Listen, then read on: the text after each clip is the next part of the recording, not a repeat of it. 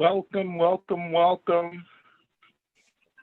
Hello, everyone. So Hello. sorry for the delay.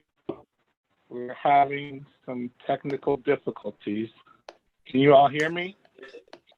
Just shake your head, yes. Thumbs up. Awesome. So, since we're a little later than usual, we're going to jump right in. If you just use your chat, 80, right, Kate? That are probably on. And so if you could use your chat to just let us know where you are zooming in from. City, neighborhood, can be as cool or as nerdy as you would like in your response. To let us know where you are. Last time we reached the UK, Australia. So that's pretty cool. Texas, James Township, Gulf Manor, Price Hill, Detroit. I love Detroit. Awesome, awesome, awesome. So, thank you all so much for joining us today.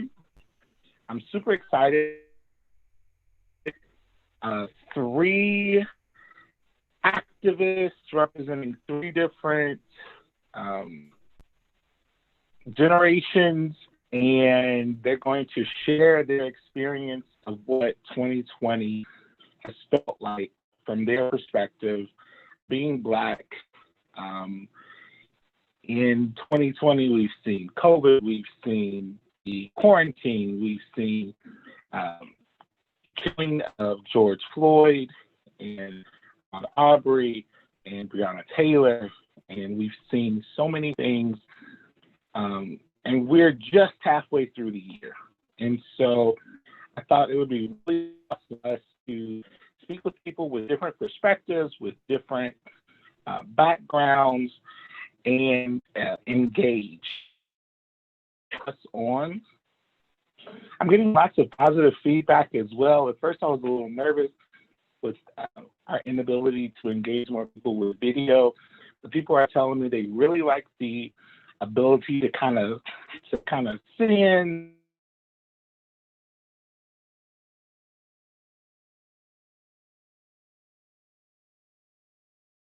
Any, that's scary. And so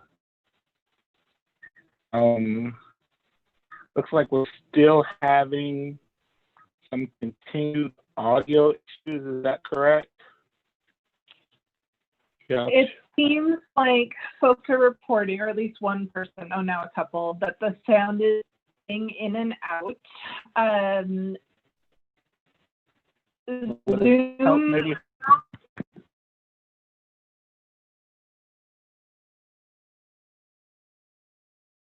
not strong tonight, and you will be able to hear better if you call in and use your phone for audio. So I'm going to put the instructions for that in the chat because people likely can't hear me say it very well. Awesome.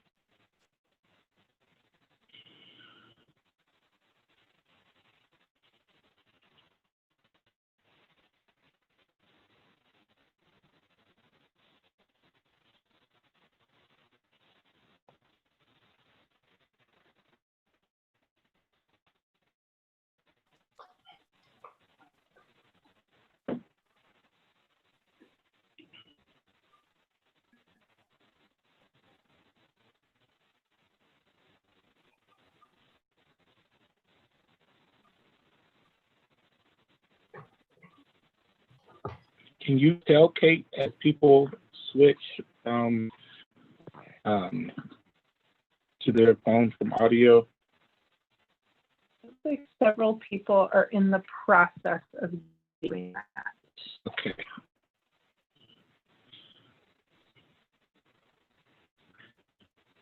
We are so sorry for this. So sorry.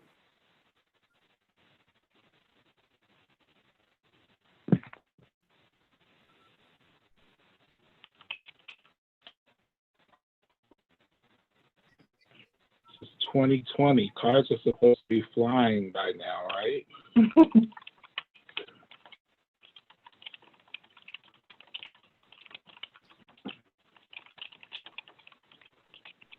Much better. Hey, Ginger.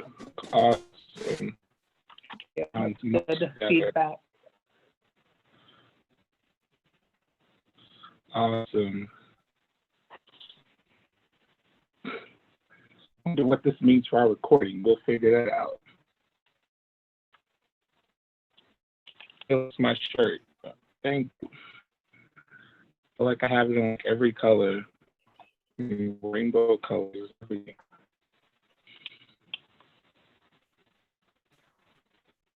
So it looks like more and more people are so we apologize for that. And so it's slowing us down a little bit.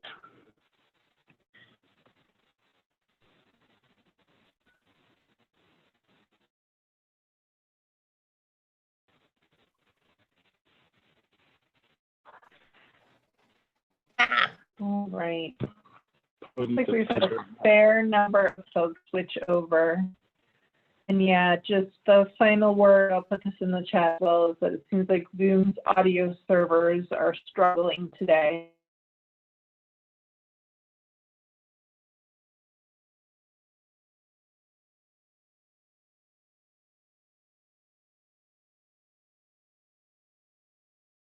Okay. So I usually go into like a 5-minute how we did. I'm going to try to make it feel. Do they have to stay off video to have the good audio? No. You can go back into video. And we do this to try to educate, to help people who want to learn more about anti-racist and how to identify, dismantle, tear down systems of racism, systems of oppression, and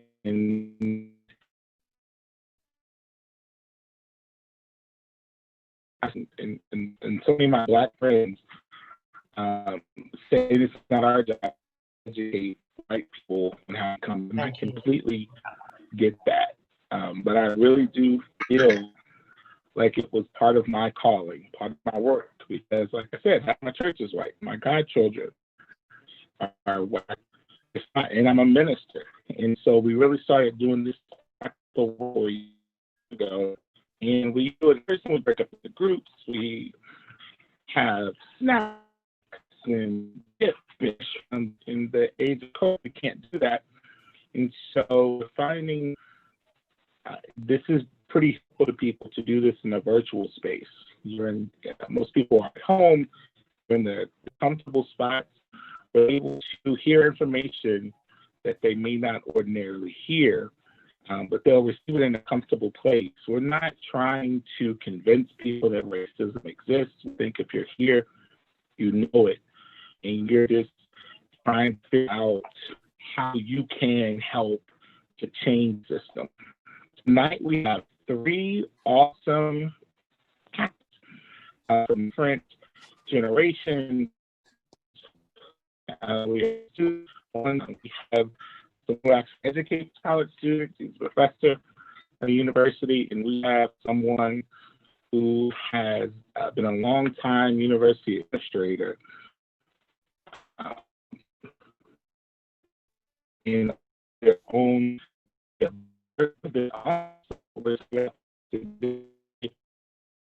It's pretty hard on all of us. And for Black people, it just ups and downs in a way that is crazy. We've seen people die disproportionately to COVID. We've seen Black people suffer disproportionately as it relates to the quarantine and their financial situation. Black people suffer disproportionately having to work in fields that are essential. And in the middle of all that, we literally seen Black people die by protests. And what does all that mean? How does that feel? And so this is the opportunity for us to hear from individuals. So we're going to start with Diane Whitlock. She's going to introduce herself. We have a couple of slides that we'll get up when the time is ready. And we'll hear from Ms. Diane Whitlock. Feel free to use the chat to access. And Kate, awesome. I don't know what your title is, Kate. You can get who helps with this. She'll help to kind of monitor the chat and keep us on schedule. So we turn it over now to Ms. Diane Whitlock. All right, let me make sure I did it here. Diane, try speaking into your phone and let's see what happens. Can you hear me? Yes. No extra. Okay. So while we do that, myself, obviously, I'm oldest generation on this tonight. My name is Diane Whitlock. I'm the executive assistant for diversity and equity at the University of Louisville. I'm going to tell you lots of secrets about myself tonight that I don't normally share. I've been at the university for 40 years, and some form or capacity have been involved in diversity work. I'm 58, and so there were lots of things going on during that time period that while I was too young to really know about, they of course impacted my life. Part of that being, so in 4 years after the Brown versus Board of Education, so we're just getting to the point where we were looking at equal opportunity education in the country. Even while that was going on, Black people were still struggling. They were struggling.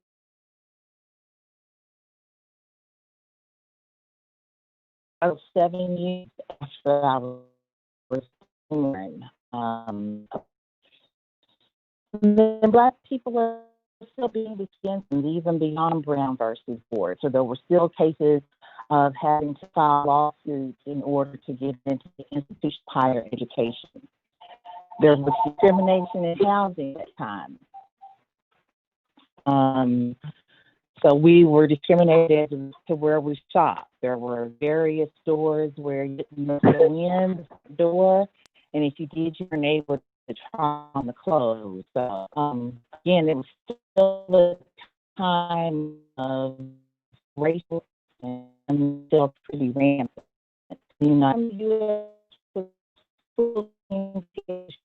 There was a government draft, and the oldest two brothers went into the service. My oldest brother decided to join the Navy because the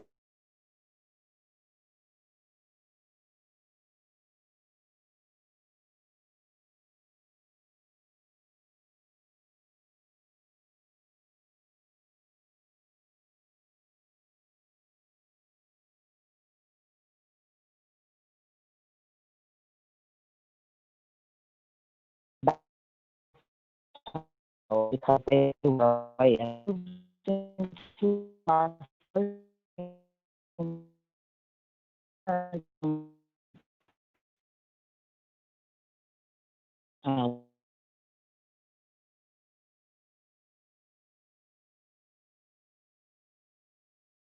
we might be familiar with that. That was the part, that was the time here in Louisville, Kentucky, where in certain parts of the city, once Black families were able to move to those areas, a lot of the white families moved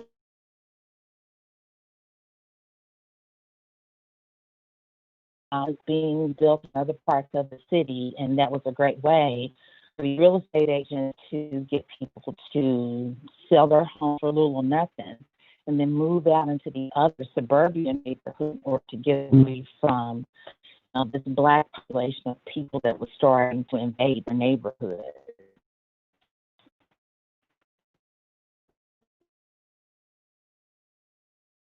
And it's 14 years old. He was visiting.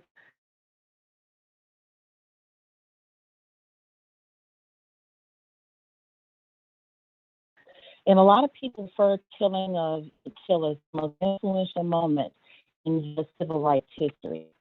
There are people who recently referred to the killing of Emmett.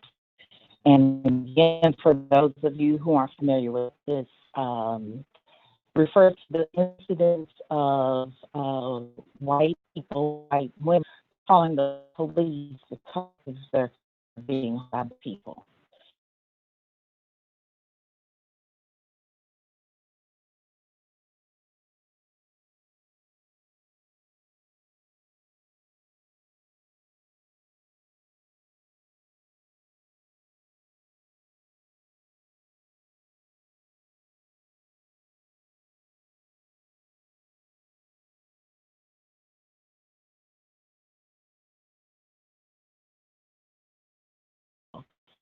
Touching her and whistling at her. And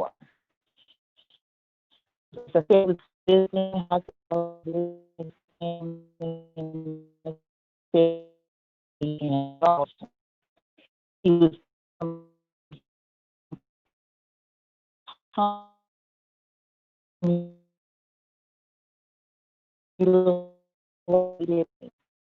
not the 2017 book, and it Ellen Bryant actually and claimed at that time she didn't remember what happened that day in the store. It still had a traumatic effect because it was the time that a lot of people had the brutality of what race looked like. And children were victims of racial missiles. And even though I wasn't born at the time, the stories, the pictures that came from it had devastating impact.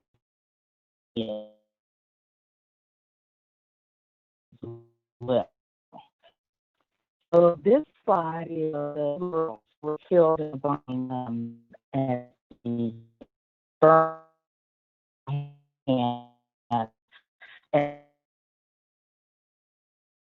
back was born.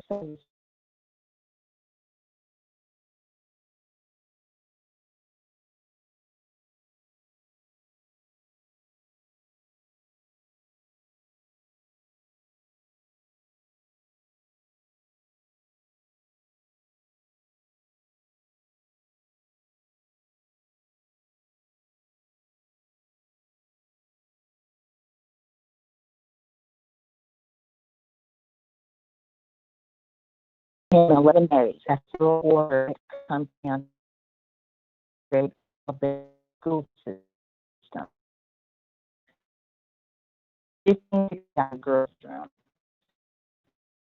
So the person who lost the one people they did had the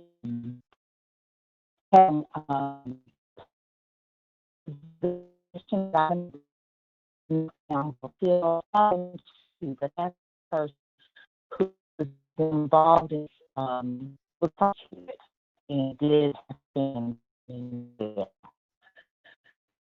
I'm 5 years old, and I was a little girl time. And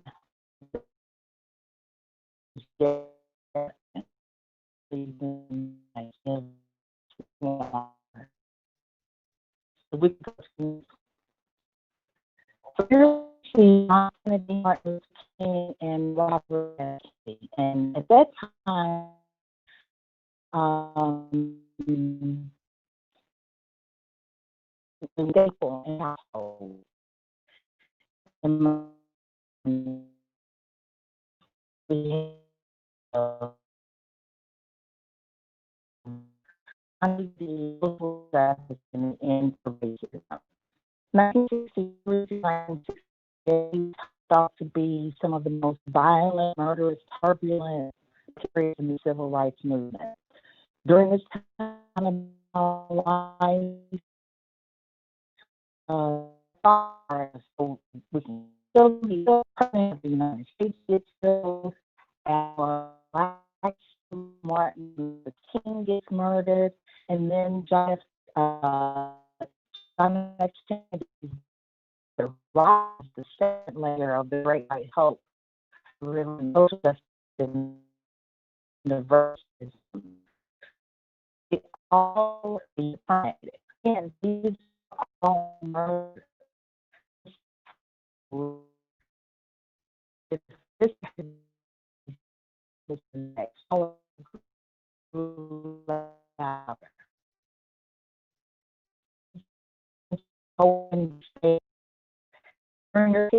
and while advancements be made with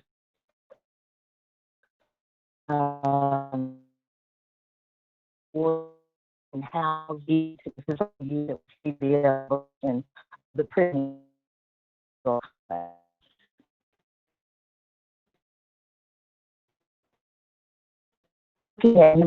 which is the trend that developed over decades, which the federal government turned the main prisons over to private corporations and run the prisons for profit.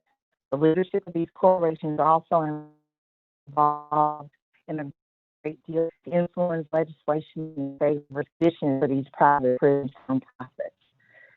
This has the prison environment and the entire criminal system in a number of ways. But keep in mind that the drug explosion, we had just come through the select movement that we got. In 1969, there was a huge concert called Woodstock, and the main theme of that sex, free love, rock and roll. The country gathering new world where we have to explain the similar racism and discrimination that we had before. In the process of this, that's when marijuana resurfaced. There was also, use of heroin was a big drug of the time. And so about this time in the 70s, late 70s, early 80s, that Nixon, later joined by Ronald Reagan and his wife Nancy Reagan, began a war on drugs. And so this whole period of time, this heavy for the sale, distribution of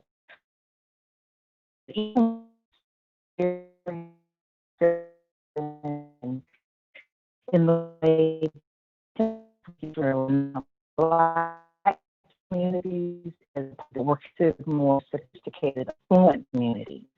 For example, the penalty for crash more severe than the penalty powder. It's primarily used in low income neighborhoods, and then powder cocaine was used, in more flavor. And so one of the things that continues for even now, even heroin communities. Was developed, you could buy over the counter. When the police saw someone who had were doing all of heroin, and they immediately applied Narcan. There's even the possibility that new charges will be filed, and but it's very, very as it relates to how crack cocaine is experienced in communities of color. In her book, The New Jim Crow, author activist, and the story of after he was convicted of a felony, Jarvis Cotton was not allowed to vote. His father was barred from voting after failing tests at the polling station, or his grandfather, who was voting by the beaten to death by the Klan for attempting to vote, or his great grandparents. All of this tells you history. There's legacy.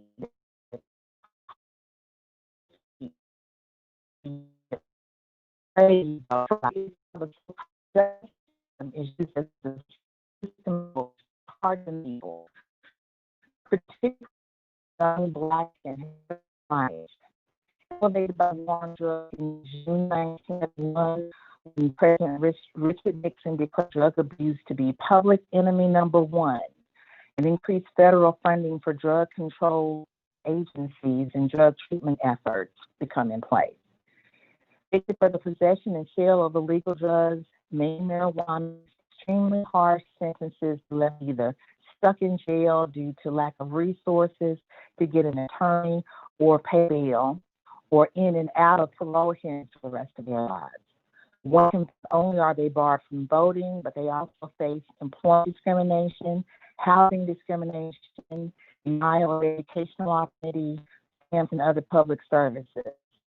First, Jim Crow's enforced segregation, and now there's mass ended racial caste in America. We have really designed it. So again, these are things that matter. We're hollering because after 400 years, the ending of slavery, Black bodies are still being saved. This brings us to more modern day pain and anger, as we see more bleeding due to excessive force by police as well as guardians. Many people credit Trayvon Martin as being the impetus for the current wave of activism. Your names from this include Michael Brown and Furry, Tamir Rice, shot to death in Cleveland, Ohio, and 2 police officers that was pointing a gun.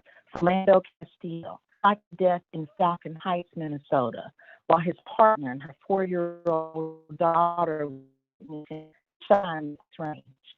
And Eric Garner, death popularized the sad refrain, "I can't breathe." Police continued to keep the hook that eventually extinguished his life. What cruel irony is that George Floyd, whose death has sparked the flame of protest and marches, not just all over the country, but all over the world, because of the exact plea, "I can't breathe." We are hollering to breathe, America. If we could go to slide number 6.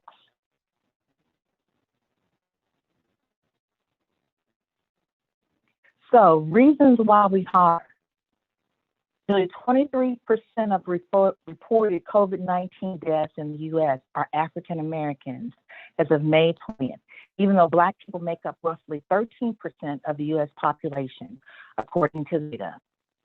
Sadly, the trend of fatal police shootings in the United States seems to only be increasing, with a total of 429 civilians having been shot, 88 of whom were Black. In 2018, there were 996 fatal police shootings, and in 2019, this figure increased to 1,004. Additionally, the rate of fatal police shootings among Americans was much higher than that for any other ethnicity.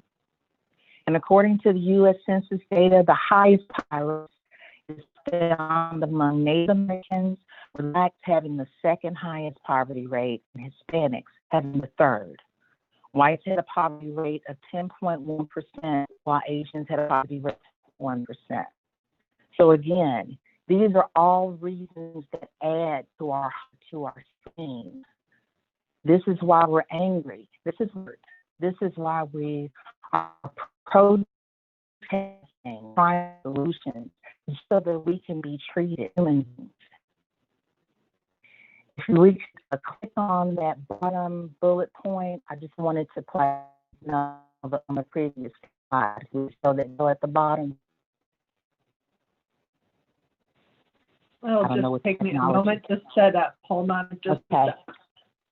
Okay, and I'm sorry, with our technology, she might be able to show it, but I just thought that this video does a really good job of bringing past to present and helping people to understand why the state continues, why people are so hard.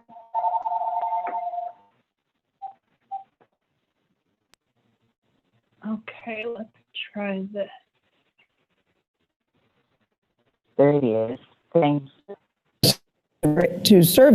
Scientists in Oklahoma are one step closer to finding possible evidence of mass graves linked to one of the worst incidents of racial violence in our country's history. Researchers in Tulsa used ground-penetrating radar to survey 3 sites. They found irregularities at 2 of those sites that could be consistent with large-scale burials. Omar Villafranca is in Tulsa. Omar, this could ultimately uncover a new chapter in American history that most people have never, ever heard of. Good morning to you. You're right. Good morning. You're right. And not just Black history. You're right. This is American history. This is the Greenwood neighborhood, also known as Black Wall Street.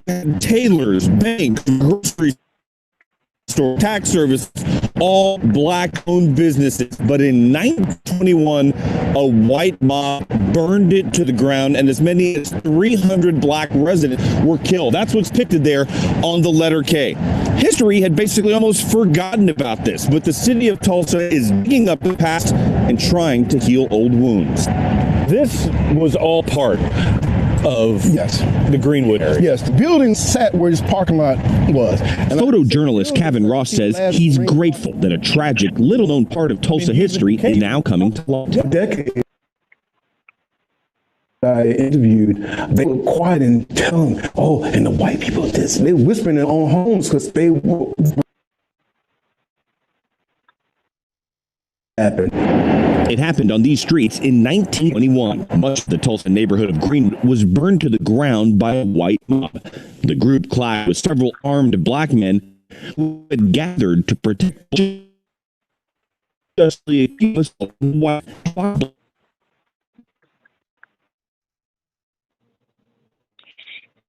people were massacred. Ross's great-grandfather was forced to flee the city after his business was destroyed. You had explosions, you had people running for...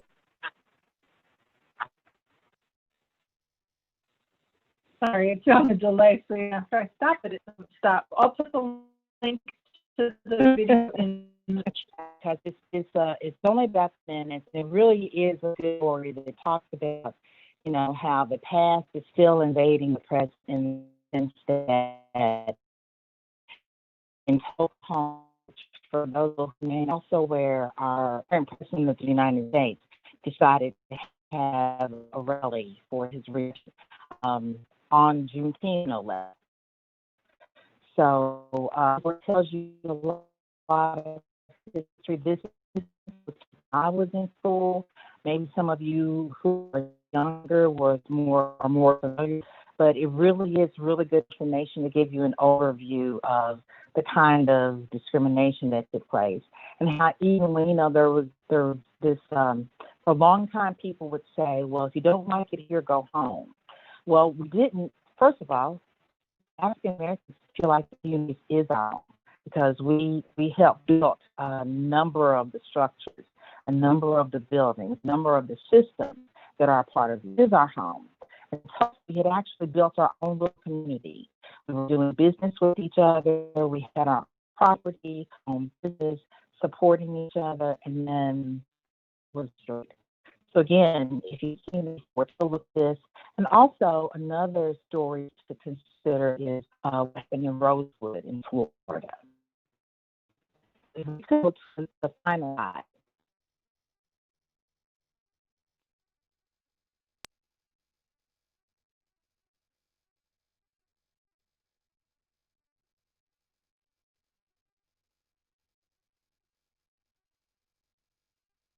Okay.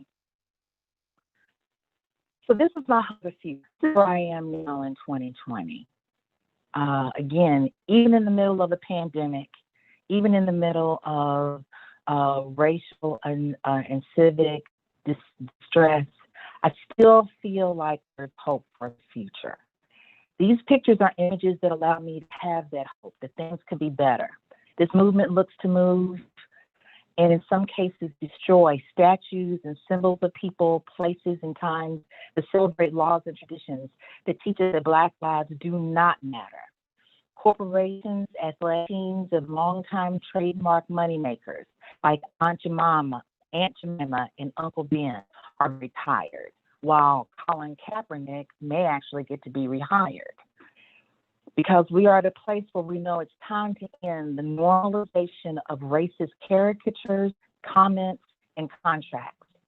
America, it is time for us to get off the butt. What I mean by that is, you know, those sayings that I have Black friends, but can't disrespect the flag. But what about all those Black people who are guilty? And this is one that really gets me, because whenever I hear that, I think about Dylan Ruth, who killed 19 people, Bethel AME Church in Charleston, South Carolina, on June 17, but was somehow able to be captured without being shot, without being harmed, and was even treated to Burger King as he was being arrested. So Black people are mad as hell, and we're not going to take it anymore. I'm sick and tired of being sick and tired of hollering. Thank you.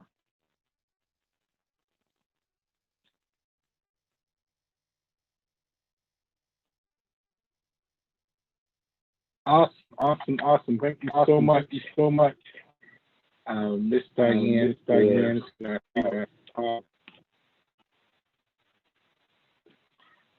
I am I echoing still? I think I got it. We're scheduled. But Darren, we can't hear you well. Is your phone off speaker?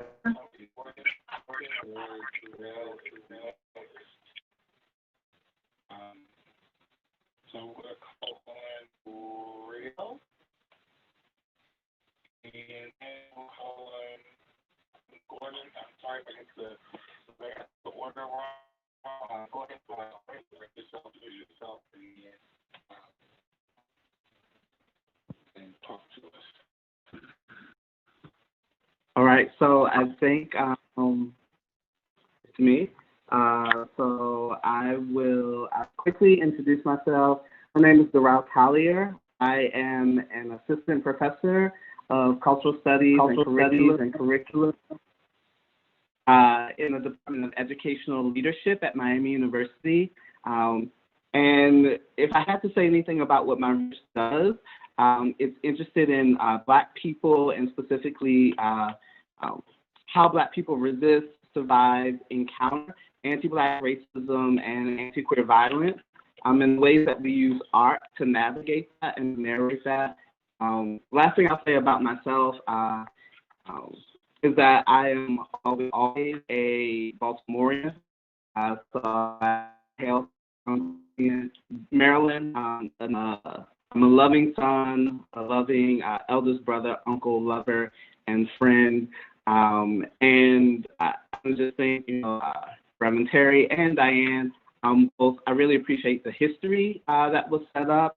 As a child born in the 80s, that history was a very present history for me, and was central to some of the organizing that I did specifically in high school with the Baltimore Algebra Project, which was coming out of the Freedom from Freedom Summit. Was the continuation of Freedom Summit, thinking about how we can make sure that people of color, Black people, are prepared for the future by becoming literate. So that sort of next iteration. And why that is also significant, a little bit of a bio about me is that my first time really leaving the state of Maryland was in 2004, coming to the 40th reunion Freedom Center, which took place in Holler, Ohio. It was also the first time that I'm called a nigger at the institution where I currently teach. And I got that job in 2016. And I think that those histories are really important. The years between when I first visited Oxford, Ohio, and had that type of experience, and then the experiences of teaching in the place at which this sort of harm happened, also me every time that I step on this when I enter the city. And so I thank you for that history, because it's something that is, I think, really relevant, and sometimes that we forget how history is still ever present. If I had to characterize my feelings about this moment, the timbre of my holler, if you will, I think I would say that, one, I'm ready in this moment. And I've been thinking a lot about ready as about preparation and study, as readiness, as Audre Lorde reminds us of the difference between poetry and rhetoric. And I'm really thinking about how can we move in ways that recognize the moment that we're in, that recognize the sort of ever-presentness of history, what's different about this particular moment, what's also not different about this particular moment, and how can we make sure that we've studied, that we've done the work necessary to begin to move, and to move in ways that are going to impact change. I'm also really over at this moment that's easy narratives. And one of the things that in this moment for many of us, Toni Morrison's sort of now viralized quote, she says, what struck me most about those who rioted was how long they waited, the restraint they showed, the spontaneity, restraint. They waited and it didn't come. No one talks about that. And that was a quote from Toni Morrison in 1993, reflecting on the 92 LA riot, which is almost a year after which Rodney King had actually been beat. And, a year after which the police officers had been acquitted in so this moment I'm over the sort of easy narrative, we simplify and dismiss oftentimes the type of labor that's happening, this reaction, and historically, thank you, Diane, for that, historically how it's been situated. And that people in being ready in this moment, people in knowing history, having studied it, at a point where they're past the waiting. And I think that that's really important to realize. I think we have more complex narratives, and we have to be careful and examine the stories that we tell ourselves. And so for me, and in my work, even as I'm teaching in this moment, I literally had to have a class last week where I was like, what is different? What's happening the same about what's happening right now? Because there are important similarities and there are also really important differences. And we should recognize those. I have two more points. Where I am sort of feeling this moment is that I also want to examine my work, people's work. And what I mean by that is I'm asking what is my work? And trying to discern and be clear about what is other people's work in this moment.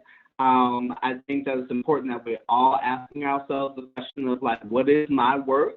Or rather, what is your work?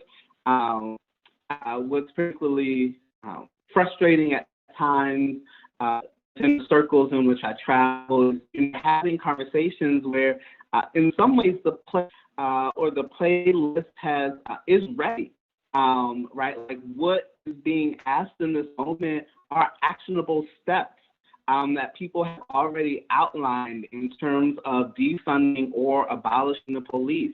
There are actionable steps that people have outlined in terms of increasing representation within particular industries and to actually change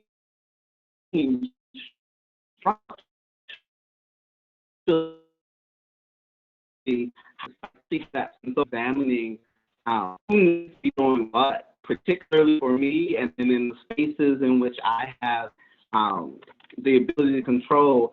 I'm noting, right, and trying to pay attention to the ways that there are actions that might not necessarily work that people have actually asked for, necessarily the work that people desire as well. And I think it's important, again, to for me to think and examine that. And then the last thing I'll say in terms of is that I'm feeling and thinking about about how much education matters in this moment.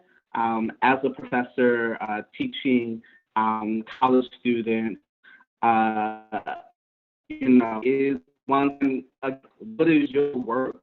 I think about the class space in which the work can take place, in which we can learn about these histories, in which we can begin to tease apart why people are in the ways where we can have the conversation about what does economics look like in practice. And so that's something right now that the classroom space always important, but feels really important, recognizing what young people are doing, but also recognizing the process that the classroom allows for us in preparing the next generation to continue to go out into these fights. And so I'll back over to either Reverend Taylor can go ahead and, but I mean the Q&A. Definitely ready to hear our youngest panelists. We just know how important students are. Super excited, Gordon, be here with us. And so, Gordon, if you would jump in and give us your frustrations, and then we'll go to the Q&A, which is you did. First off, sharing our comments. Thank you for sharing some knowledge today. My name is Gordon Rowe III. I'm a college student at the University of Lowell. I'm a rising sophomore. My major is to start kind of my comments. These last minutes proves American and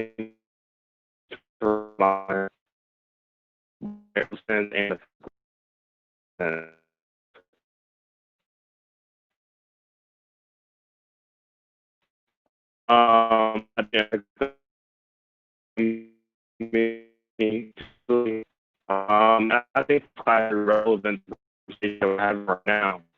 So basically, class is divided over 14 weeks. Those 14 weeks, we examine how each different system of racism or racialized system in America contributes to this overall ocean of Black people and of different races also in America.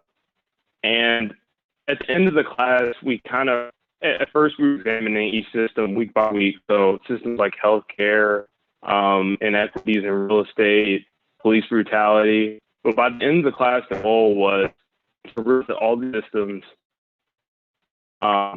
play hand together to form this thing we call systematic racism. So fast forward to March, and just to share a bit of my story, second week break, and I kind of heard about coronavirus in February, but during spring break, everything just started to get canceled. The NCAA tournament was canceled. Then our classes at U of L got postponed. And at the time, I was kind of in a shock and adjust to a new way of doing things. Classes, what was going on with the virus.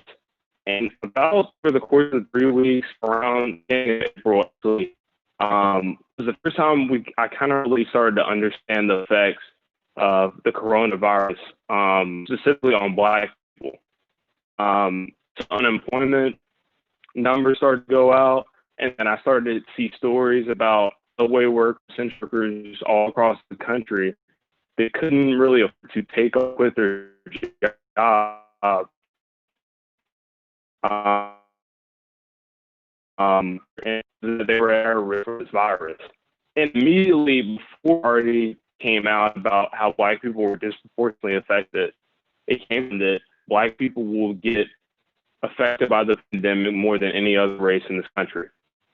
The reason why I did it is because systematic racism. First, as I said, economic pressure. If you are a working class Black person in America and you work in a single job or at a transportation system, then income or struggle in order to take off or work an office job.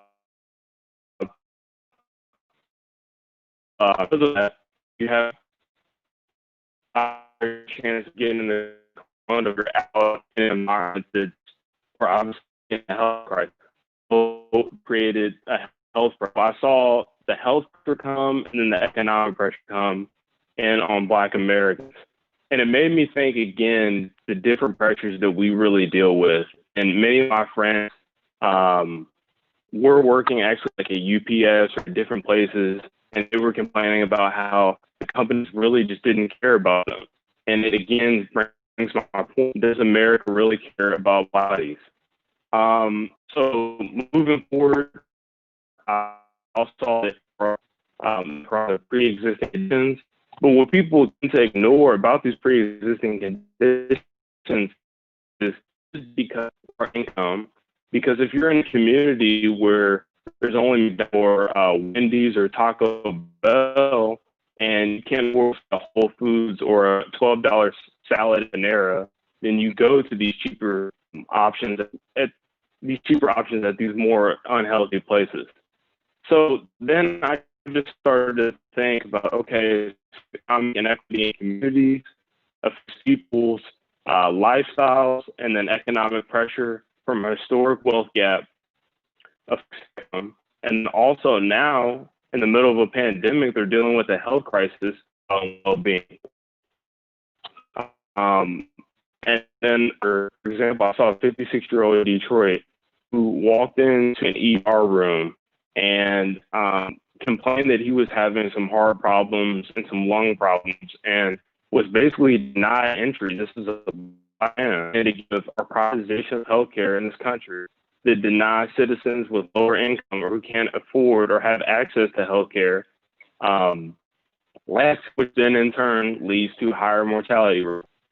But those systems were still covert. I also witnessed people storm capitals with AR-15s in support of reopening the country because freedoms are economic effects. People make statements like, I really care who dies. And it just reminded me that America does not care about Black people. But if I didn't know then, I really knew when I saw the story of Ahmaud Arbery. And a person who jogs every day. When I saw this, the pressure when you're jogging and after jogging, looking through the And then in my city, my hometown, I saw a horrible story about a nurse who was on job trying to make a living. Her apartment at 12:15 a.m. and was murdered by the Louisville Metro Police Department with no knock warrant because they had suspicion of drug activity. And I'm on my dad or asking my dad, I done had Pablo Escobar or a billionaire drug operation the only time that you would ever use a no knock warrant. It doesn't make any sense. So again, I ask myself the question, is America trying to take control of Black bodies? And then, just like many Black people, to kind of explode, bomb, or the events at a point, I'll never forget watching a video. A police officer put his knee on George Floyd's neck for 8 minutes and 46 seconds, while other officers sat by and watched and were on other parts of his body. And the person who was remaining, people that he could control George Floyd's body. And the all I think about the fact is I heard that George Floyd had the coronavirus. And then I also started to think about the reason why he was arrested, and it was a $20 bad check. So then I thought, again, this is the prime example of systemic racism, dealing with economic pressure, and also a health pressure, with also the institutional pressure of the police literally asserting their control and killing this man Trump Day. That was probably one of the longest weeks that I've had. I'm only 19 years old, but I mean, just pushing and trying. This series is called Rage, Fear, and Race, Rage, and Fear. And during that time, it was a combination of rage, fear, and vulnerability, because I felt like my body was being and can be taken from me at any point. And where I got this notion of the lack of values for Black people, I read this book in that class, Social Studies 210, called In the World and Me by T.C. Coates. And Coates in the book makes the main argument that Black people will always struggle and are always fighting to take control of their bodies back from America, whether it's ideologically in the mind. For example, like like Professor Whitlock shared, a white woman who using privilege, and she in her mind that she could assert this power to this Black guy, basically saying, I can have you arrested or I can have your body taken from you at any point. She used that control. And then on the physical sense, seeing the horrible, the officer putting his knee on George Floyd's neck. So I want to say, it's not just one officer, one bad apple, like people like to say, or one individual racist incident. This is a series of racist incidents combined with systems in place that give people power to take control of the Black bodies. And then, I mean, the frustration that market even increased, saw people get on or criticize people for throwing things at buildings, showed up AR-15 automatic weapons because they were opposed to wearing a mask, socially distance during a health crisis. But I had to think of the reason why they were opposed, and it's because of them. And many things that happen to Black people have happened across time, as Professor Whitlock shared. This stuff going for 400 years. Since Emmett Till, we've seen Black young men getting murdered. And because America doesn't care, this time in these past couple of months to me has just been a reminder. And Sociology 210 was great, but I think this has been the best course the last 3 months, really seeing these systems of racism and how they persist in the country.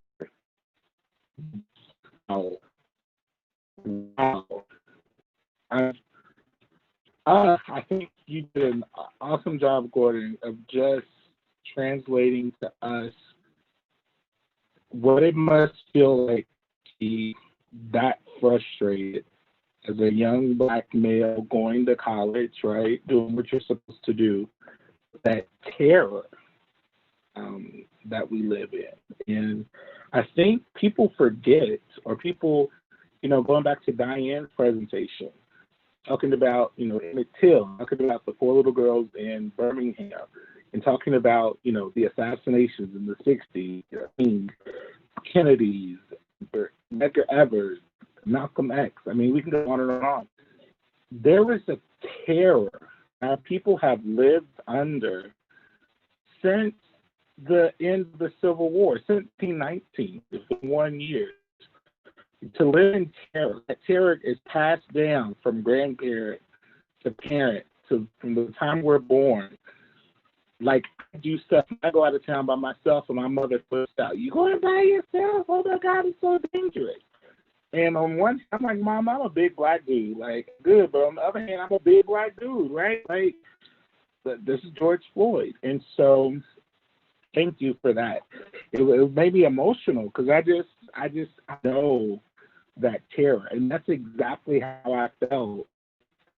As soon as they said it's disproportionately impacting Black people, I said, well, all right, everybody's going back to normal now because people don't care. There was a question in the chat.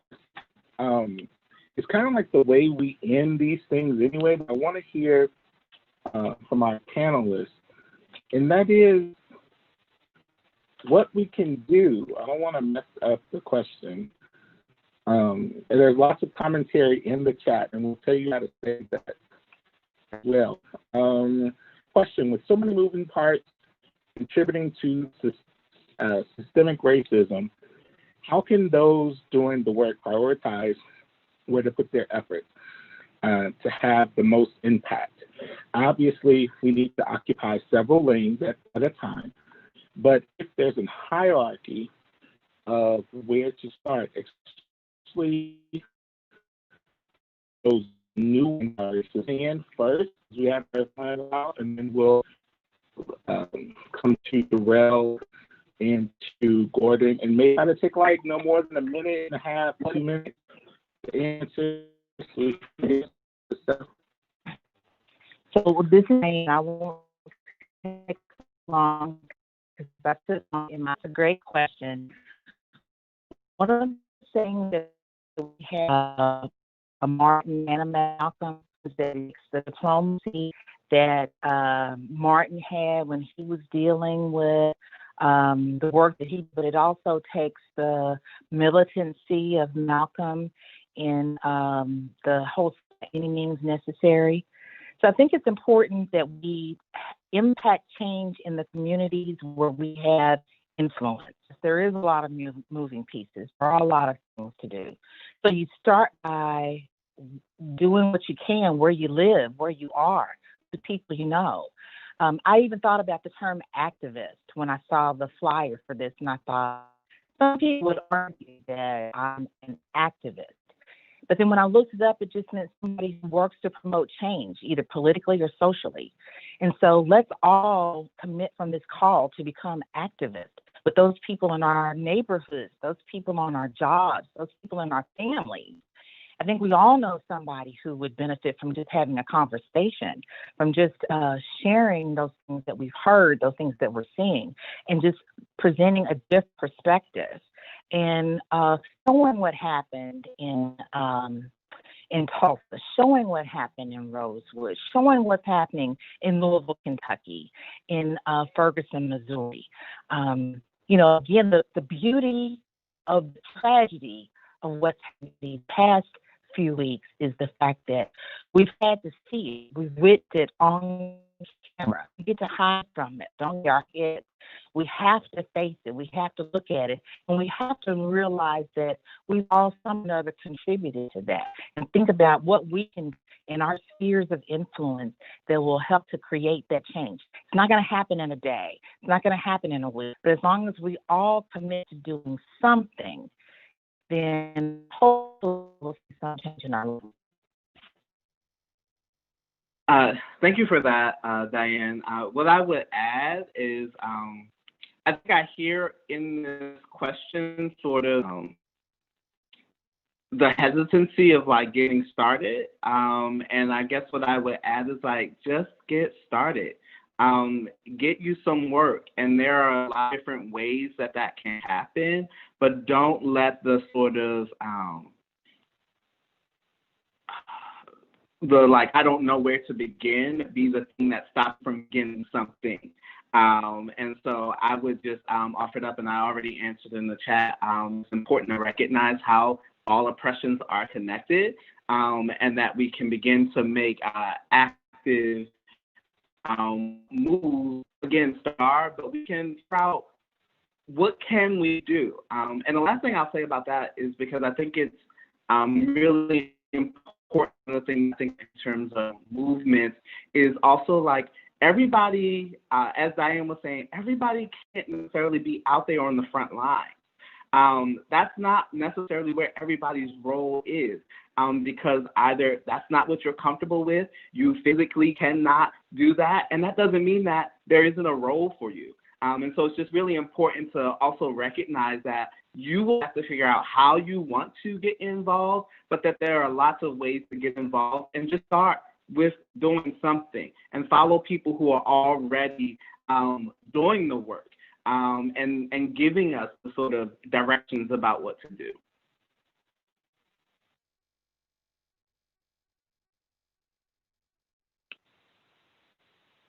Yeah, to add to those 2 points, what I would say is 2 things. 1, listen, and then 2, be consistent.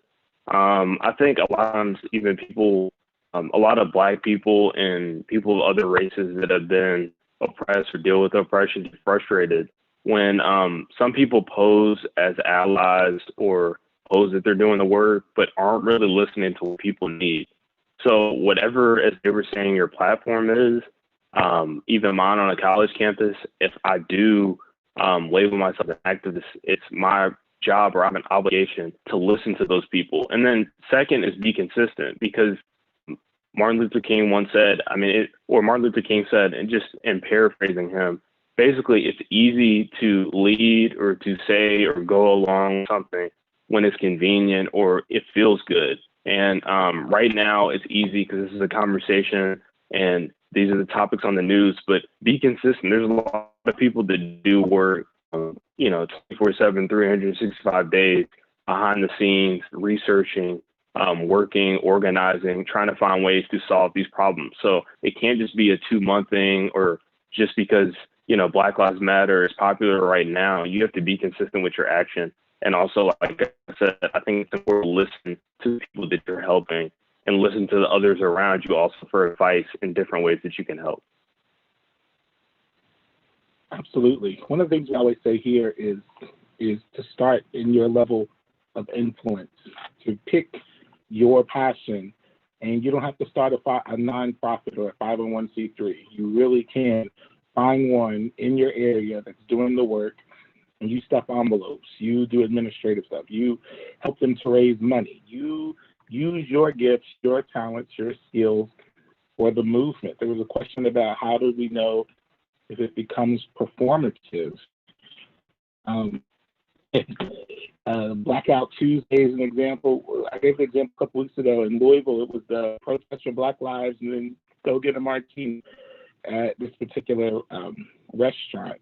And I think that's how you know it's performative. Are you doing this just because it's popular, or are you this when the shit hits the fan and it's ugly and it's stinky and it's smelly and people are mad at you, people are talking about you, people are frustrated with you? If you believe this is right, then you believe it's right even when it's not on the news every day. And you do that. Paige had a question that I really want the panelists to address. She'll paraphrase it for us so everyone can answer. Yeah. So asked humbly and honestly by a white participant on the call, seem okay for people who identify as Black to use the N-word in any way, whether it's a form of affection or other? And the second part of the question is, how does that dynamic within the Black community relate to racism of other people using the word outside of the community and the call for change?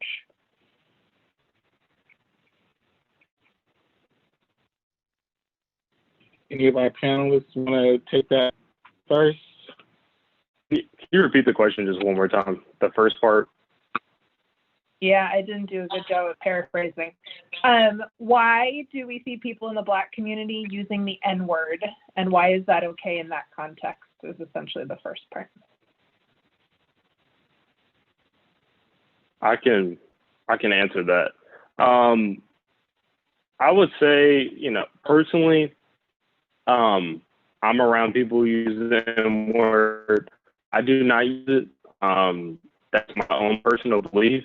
But in my opinion, I've always said this, you have to look at, the predicament of Black people ever since they came to this country. Yes, we brought some remnants of African culture with us, but a lot of our culture has been lost. And even now today, we see a lot of our culture still being taken from us. People trying to appropriate or trying to latch on to kind of what is quote Black or Black culture. And in my opinion, Black people are always trying to, we have this kind of sense sometimes, in my opinion, of rebelling against the popular culture and trying to find our own. And the N-word, to me, I've heard a lot of people, their defense is basically, it was a bad word. It was used to kill us. We're going to turn this into good. And it's representative of other kind of moves, especially amongst younger Black people. So people used to joke on people with nappy hair. And that was a big thing. It's not good to have nappy hair. And now a lot of younger Black people have turned that into a positive movement.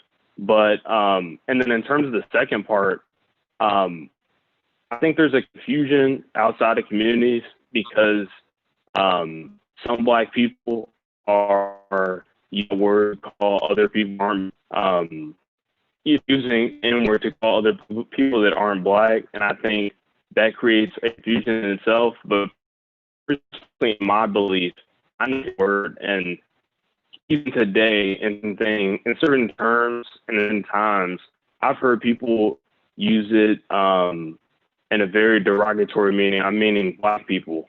So I just do not use the word at all because I know the history and it's an evil word in my opinion. But at the same time, like I said, I think Black people are always trying to find a distinct culture. And even now we're still seeing some parts of our culture being taken from us. Diane, you had your hand up, and I would love to hear the different again, an older generational perspective. So in answer to the what I'm trying to say is that do some reading, do some research on the term in-group phrases.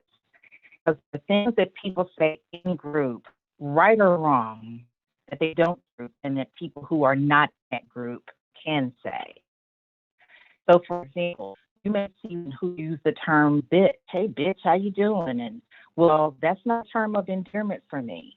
That's not a term that I use to talk about somebody I care about or I want to hear from somebody who cares about me. But in certain groups, if it's comfortable for them, it's a term of endearment. It's same with the N-word. Depending on your age, generation, or just personal preferences, that is a term that people use in group. But know that it is never allowed outside of the group. And so, again, there's a lot of research, there's a lot of information about in-group language that I would encourage people to read up on.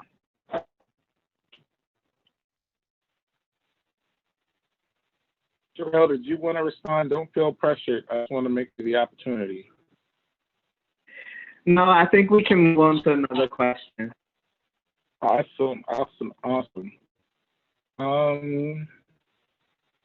I haven't been paying attention in the chat. Is there any questions, Kate, do you see in the chat? There was a recent question. Let me go back to it. Well, it was about the performative stuff, wasn't it? I will say, looking as we talk about the N-word, in poison, you can't make unpoison. It's poison, right? Poison, poison. And so on the one hand, I tell myself all the time, it's poison, and I shouldn't use it.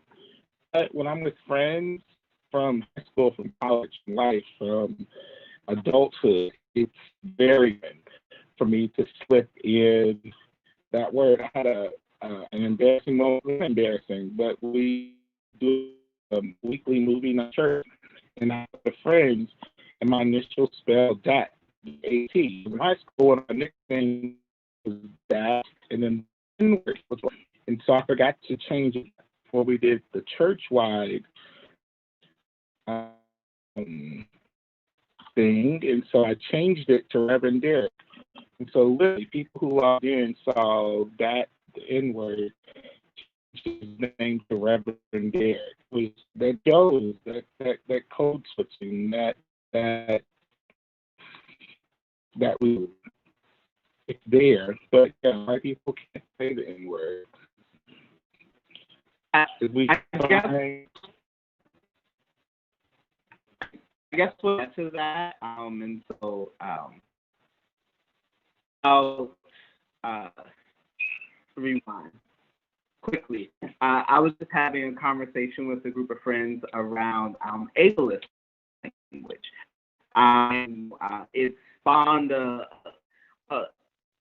hot conversation, but where we landed, one thing a person said I want to offer here is, what do I lose from not able to use that word? And so I think, conversation, talking about plain language, how we can test it,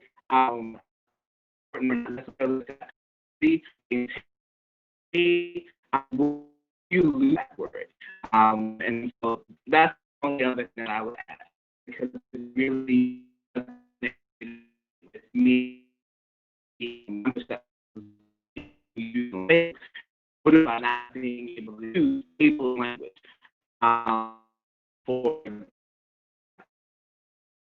and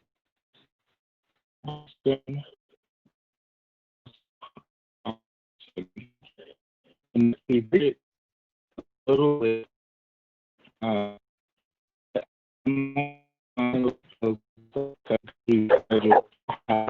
so long, the conversation is over. I don't think you should extend it. But is there anything we're missing? Anything in the chat that should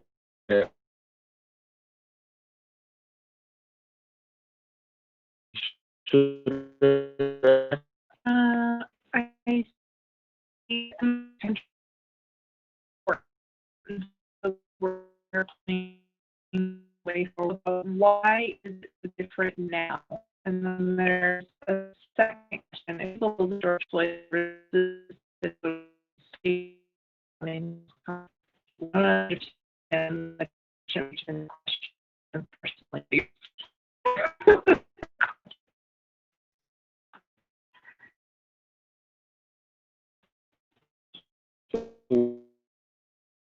What? The reason why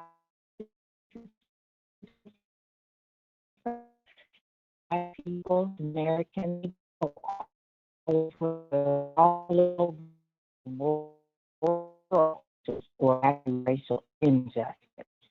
So I must offer a group of people who care about this issue, people that I know personally who would never say Black Lives Matter a year ago, and now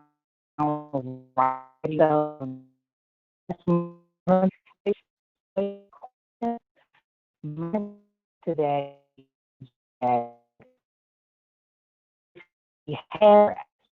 was it worth his life?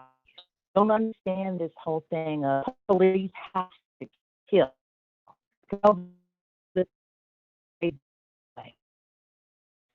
So even if he had resisted arrest, was it if he has to die because of it? There's not enough way to arrest people, contain people, do it all the time.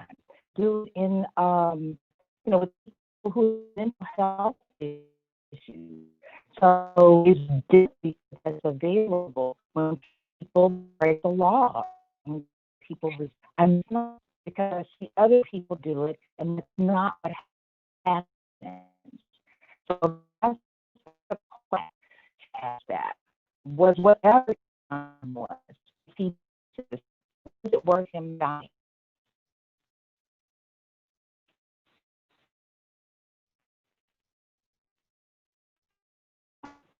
So I guess I'll actually think before I answer the question, Diane raises a really important other dynamics in the story around George Floyd is why police officers were called. I mentioned, and I think it's important. Whether I've seen things come across, like also shouldn't to kill people. And I think that with them, it's like actually our community, this needs that they have, rather than be and oftentimes that and I'm in my own life was shot for allegedly shoplifting, and what they needed was soap and bread. And I'm like, you're gonna eat, right? It's different, and we're not necessarily wrestling with these are as a society.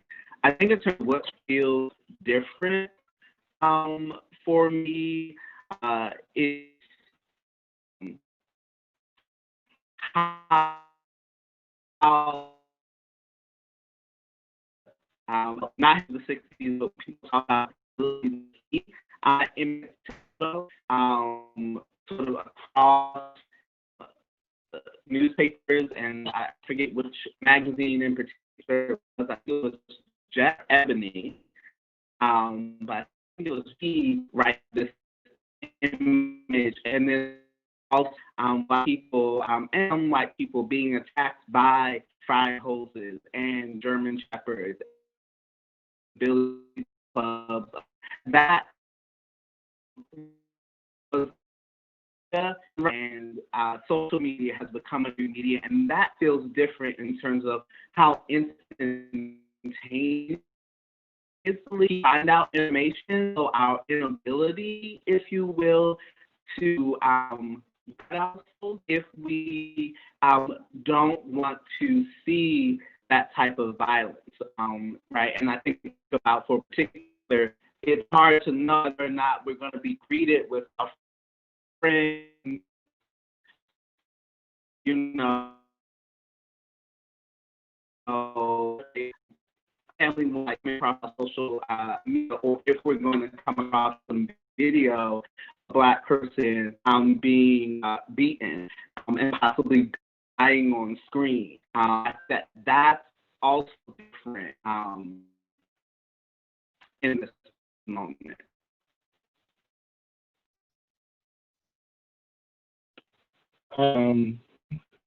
Yeah, just a quick second question. I mean, we've seen instances with Dylan Roof. People have shot 9 people in cold blood after praise and they were wild. They committed a shoplifting or written a bad check.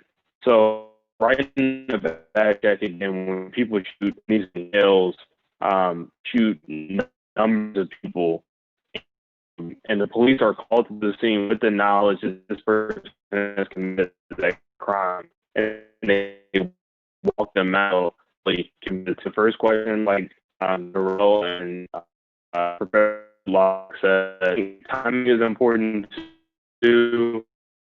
First time country is down, highlighted with social distancing, staying at home. So everybody has time to see. There's no, oh, you go on vacation, just keep on going in the office and just kind of ignore what's going on around you. Everybody's at home and has the time to see and the time to kind of process what's happening.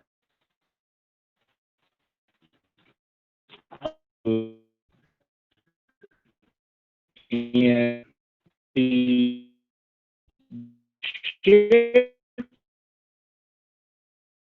some of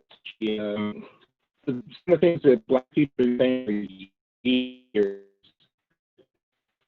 people don't want to piss me off. Like, you know, reason Black people wouldn't just make it stop playing the race card, but people are also examining their whiteness. Like, look how many white people come to these sessions, and that was not in vogue for people to consider that whiteness was a racial problem. People considered that racism was a Black or brown problem, and Black or brown. But what we know and bring how he copes, and he talks about this isn't this country was built on the genocide and the economic exploitation of a huge chunk of its citizens, and until we rectify it, it hurts everybody. When you look in the 1950s, when busing started after Brown versus Board of Education, it hurt poor white people when folks took their kids out of public schools and sent them to private schools. It hurt poor white people. It hurt the regular white people who went to those public schools. When sit down swimming pools because they didn't want Black people to swim there. Businesses closed because they didn't want Black people to participate. It hurt society as a whole. It messes with all of us. And so I think people are being brave and saying, I don't get this. I want to learn. How can I fix this? How can I make this better for the next generation? I have a couple of people that want us to get you back. And so we'll definitely make that happen. I do think it's important to hear from that next generation. And I'm super, super, super proud. As someone who went to the university will hear this, MLK scholar. To be an MLK scholar, you pretty much have to be brilliant and have super high grades and super high scores. And so I'm just really, really, really excited that you were here and were so passionate, informed, and able to express just that frustration in it. And so thank you so much. And thank you to Diane and to Durrell for coming on with your stories. I think this was awesome. Kate, I don't know what we would have done without you today, girl, because Zoom was we were struggling. Zoom owed me at least $50. Like, dang. So, but thank you so much for all of the help, for organizing these. I'm not that good at Zoom, and you really helped us with the get sure everybody here, and you did it so cool. I would have been like sweating and going crazy, but thank you for everything. If you can save the chat. If people put any links or any ideas, Diane, Gordon, Durrell, if you want to put any social media content, you don't feel obligated to, but if you would like to, you could those in the chat. And then the little dots on the bottom of the chat, I think where you sit. You got it. You can bottom right, you can click those three dots and save the chat as a text document. Did I forget anything? That save the chat function only works if you're on a computer, have it if you're on a tablet or phone.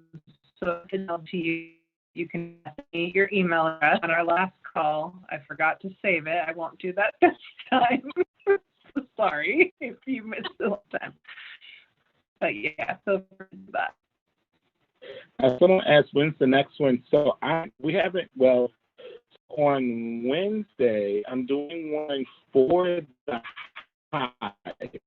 Is a contemplative, since they're hearing any control over it, other than I'm presenting the cost of racism, which is basically a presentation on the heritage of racism in this country. It's apple pie. It is ingrained.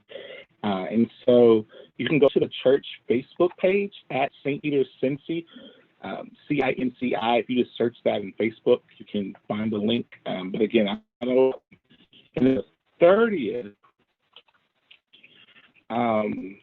we are doing Race, Rage, and Fear on white fragility. If you've ever read White Fragility, it's weird. If you're Black, it's probably the most boring book you've ever read in your entire life. So it's actually written to white people by a white person, and it's really good information, but it gets to you.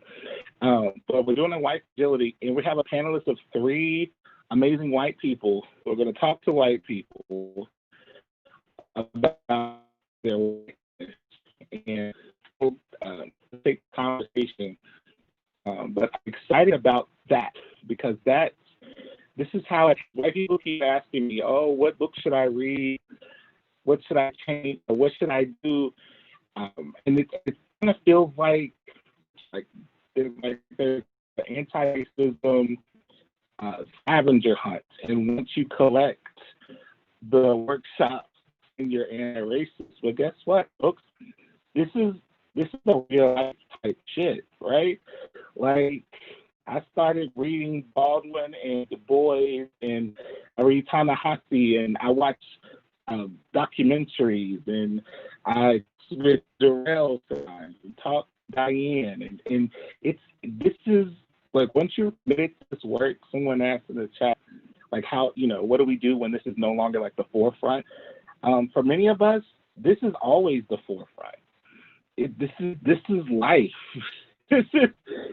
I can never not be the big Black man. I'm always the first one of these we had live and in person. Only 12 people showed up, and I had to explain my church while I bought $40 worth of pizza. 40 people worth of pizza for 12 folks. That's a commitment to the work. So if you find yourself in spaces where people are committed to the work, you find yourself in reading news sources from Black news outlets, that keeps you on the loop. It keeps you on the forefront. So the next one that we're hosting is on the 30th of June, and that's the White Fragility. The next one that I'm a part of is on this Wednesday with the Hive. Kate is posting links in there about the church and everything. So thank you all so much for doing this. We'll definitely get this panel back together again, and we'll definitely get Gordon again. And if you have any suggestions or questions, feel free to contact me. I'll put my social media down there as well. Thank you all so much for participating. I will send out a link to everyone who registered with the YouTube video so that you can watch